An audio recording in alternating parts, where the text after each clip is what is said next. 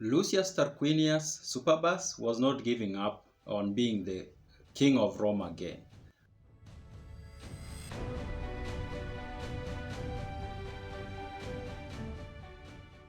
I welcome you to my YouTube channel where I explore ancient texts, and ancient texts here I mean texts that have been around for thousands of years. I try to find interesting stories in them and share them on this channel. At the moment I'm going through From the Founding of the City by Titus Livius. This is a collection of books that were written about 2000 years ago, and they cover the history of Rome from the founding of the city, which happened around the year 730 BCE, to the time when Augustus was the emperor of Rome. Subscribe so that you don't miss any of the videos that I upload. After being deposed by Brutus in the revolution that happened, he still wanted to come back. He had tried 2 times.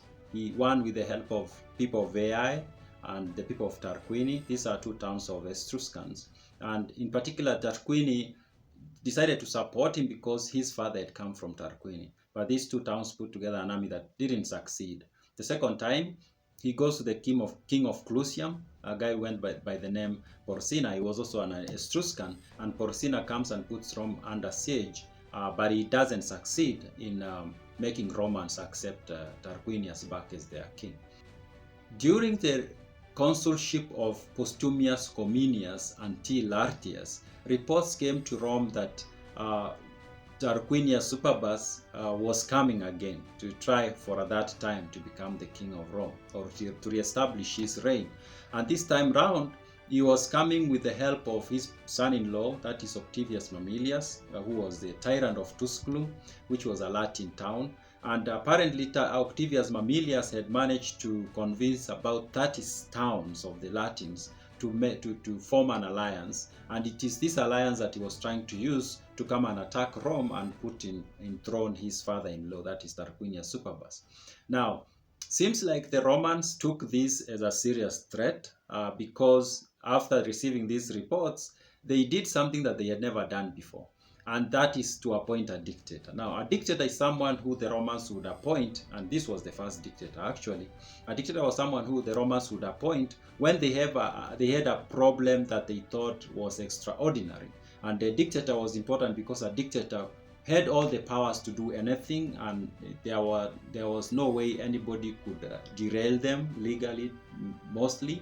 So dictators became like a system to put in place so that it can accomplish something that is special for the city, or when the city is facing something that is extraordinary. And this was such a case. The city was facing a threat from Superbus, who was coming with an alliance of about 30 Latin towns to attack Rome and try to re-establish his reign. Now, the first dictator that is appointed by the Senate is a guy who went by the name Postumius. In fact, he's not actually the first dictator. There is another guy who was appointed as first dictator. But this guy didn't do much, really. He was the first, but he was appointed because of the threat of the Latins, but he didn't get to lead the Romans into defending themselves against the Latins. So his time kind of expired before anything happened, and that's when they appointed Postumius. And Postumius appointed another guy to be his master of horse, a guy who went by the name T. Aebutius. Now, a master of the horse, according to my understanding, is somebody who was like, would be taken to be like maybe leading the army on behalf of this dictator, something like that. Now, with this, then the war starts, of course. And the war starts when Postumius is the dictator. Now, Postumius leads the army alongside this master of the horse and alongside the consuls. The consuls came along also. So there were the dictator, the master of the horse, and the 2 consuls. So these 4 individuals led the army of the Romans to go and face the Latins. The Latins were being led by Octavius Mamilius and also Lucius Tarquinius Superbus and one of his sons. At this point, Livy doesn't tell us who of the sons, because the understanding is Sextus was dead, who was the third son. Then there is another son who died when they came to attack Rome during their first attempt, in fact. And now there is one son who's remaining, could be Titus or one of those, and they come along with his father, and is among the people leading this alliance of the Latins who are coming to attack Rome and try to put Superbus in power. Now, the 2 armies meet at Lake Regillus, and this lake was near Tusculum. That's what Livy tells us. And Livy describes this battle as, the way he describes it, seems like it was one of the most intense conflicts that Rome had been involved in. And during the battle at Lake Regillus, in fact, all the commanders ended up being wounded. Of course, some died, but most of them ended up being wounded on the Roman side, except for the dictator. The dictator left the battle unarmed, but the rest of them were wounded and some died, and I'm going to mention some who died as we go along. Now, Tarquinius at this point is elderly, that's what Livy tells us, and even he also got injured during the battle. And the Aebutius, the master of the horse, first tried to attack Octavius Mamilius during the battle, that is.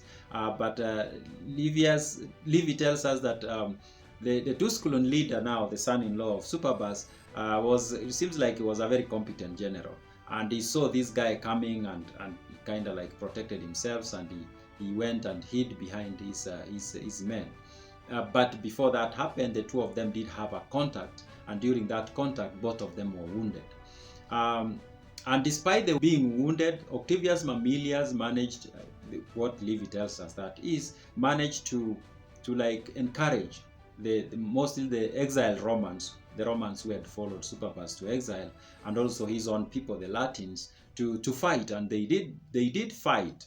And they did fight, and at some point it seemed like they were going to overpower the Romans. That's the way Livy describes it. During this battle, there was another notable name that was there, and the name is M. Valerius. Now, M. Valerius is the brother of Publius Valerius. This is a guy who was among the 4 guys who led the revolution against Superbus, and Publius Valerius later on ended up becoming one of the early consuls of Rome, and people came to like him a lot, even though initially he had issues with the people, because the people started thinking that like he had ambitions to become the king, but he defended himself, and the people came to like him, and they gave him the name Publicola. Now, the brother of Publicola is at the battle, and he chases the remaining son of Superbus. He chases him down, and this man kind of like is able to run away for a moment during the battle, that is. But as he's going away, Valerius gets killed by someone who was behind him. And when this happens, the morale of the Romans seems to have started to wane. Like they started panicking because they see Valerius has fallen down, and the Latins and the Romans who had gone into exile with Superbus were fighting really hard, and that made the Romans to start feeling like they could not beat this alliance. And in fact, the dictator noticed that if he didn't do something, they were going to lose this battle, because he sensed that the Roman soldiers were about to start fleeing. And when he noticed that, he gives an order or a command to his bodyguards, and he tells them, treat any Roman soldier who tries to flee as an enemy. Like, don't let them flee. Deal with them you yourself as if they are an enemy. And when everybody got this information, then it was so clear that they only had one option, and the option was to fight. They didn't have the option of running away. And they fought fiercely, and they, in fact, when the dictator issued this command, the Romans launched a counterattack. And with this counterattack, they managed to overwhelm the Latins, and this alliance of the Latins, of course, and the Romans who had gone into exile with Superbus. And it was during that time that T. Harmonius managed to kill Octavius Mamilius. Octavius Mamilius is killed, and from that point on, now the alliance is kind of like becomes so weak, because Octavius Mamilius is the person who put it together, and he was like the leader of this entire alliance. Now he's down, he's dead.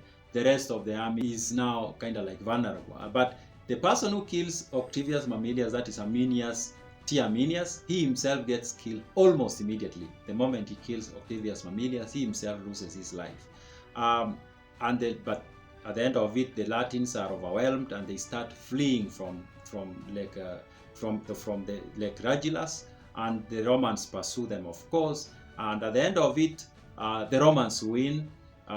They managed to shatter completely the alliance of the Latins. That's what Livy tells us. In fact, Tarquinius could not go back to Tusculum, because Tusculum was basically taken over by the Romans, and he had to go to another place called Cuma. This is a city that used to be ruled by a tyrant who went by the name Aristodemus. Now that's where he goes to hide. Aristodemus welcomes him there, and he lives there. And for the next 4 years, nothing much is heard about Tarquinius.